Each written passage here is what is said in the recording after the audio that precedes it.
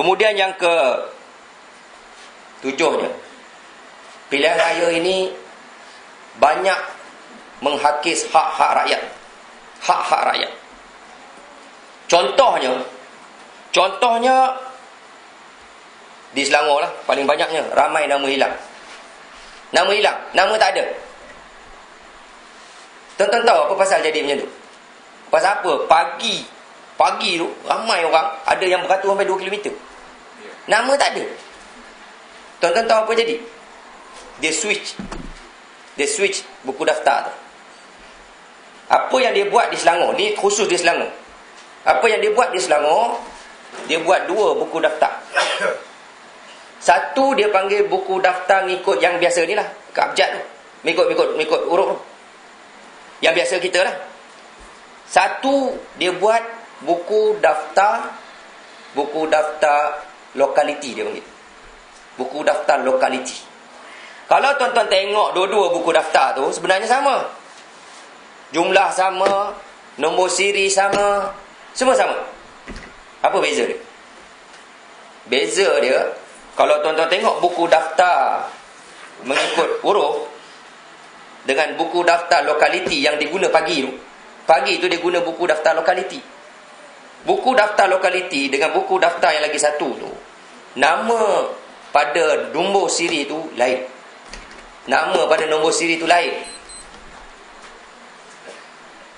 Tuan-tuan tahu tak kesan dia? Boleh nampak tak kesan dia? Kesan dia apa?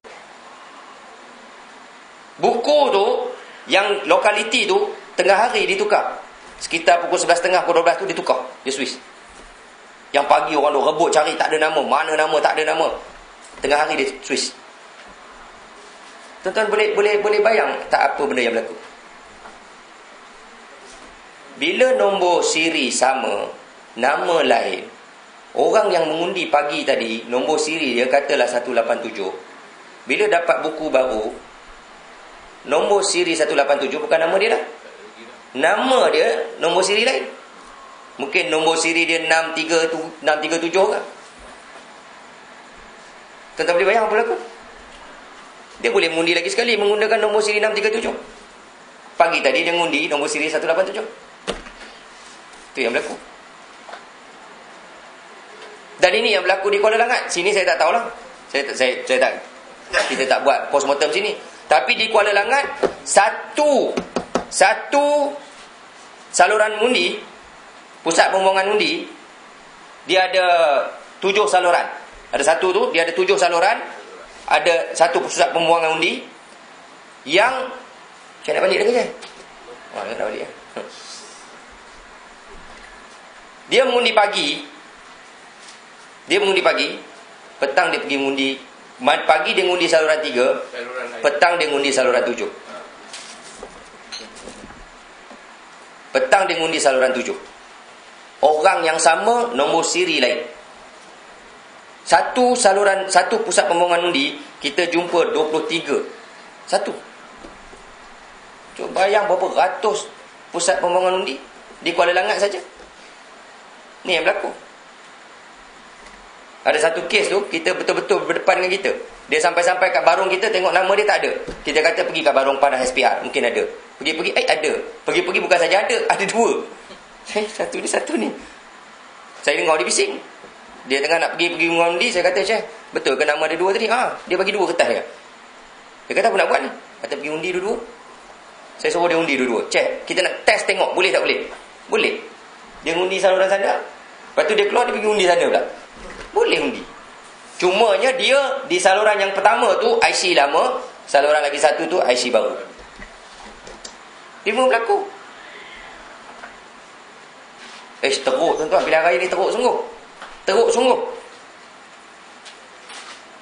Kemudian berlaku penafian hak kepada polis dan tentera. Apa berlaku kali ni? Polis dan tentera mengundi, disuruh tulis nombor badan dengan nama. Atas kertas undi tu. Atas kertas undi tu, nama dengan nombor badan tu kena tulis.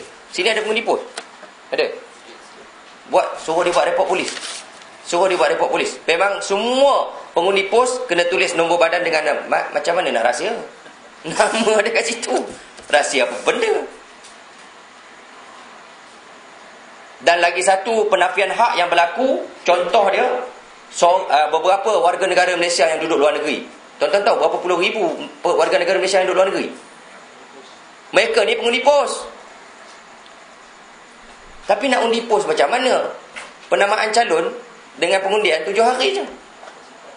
Bila masa SPR nak hantar ke kedutaan, lepas tu nak panggil pengundi tu pergi ngundi, lepas tu nak hantar balik? Tak sempat. Dan mereka sekarang sudah mula komplain. Ada yang mula buat laporan menyatakan bahawa mereka lihat nama mereka ada dalam senarai daftar. Mereka minta daftar di kedutaan. Kedutaan kata tak boleh. Kalau nak, balik ngundi. Balik sendiri Malaysia, ngundi. Akhirnya mereka tak ngundi. Tetapi bila tanya kawan-kawan di sini, nama mereka tu ada tak orang ngundi? Ada orang ngundi. Ada orang ngundi untuk mereka. Siapa punya kerja? Sudah tentu orang yang mengundi tu membawa nama. Macam contoh, ada perempuan ni nama dia Khalijah. Nama dia Khalijah. Nombor IC dia semua ada. Jadi orang yang pergi ke pusat pembuangan undi itu sudah tentu dia bawa satu pengenalan diri yang nama pun Khalijah, IC sama. Siapa punya kerja tu? Yang keluarkan pengenalan tu?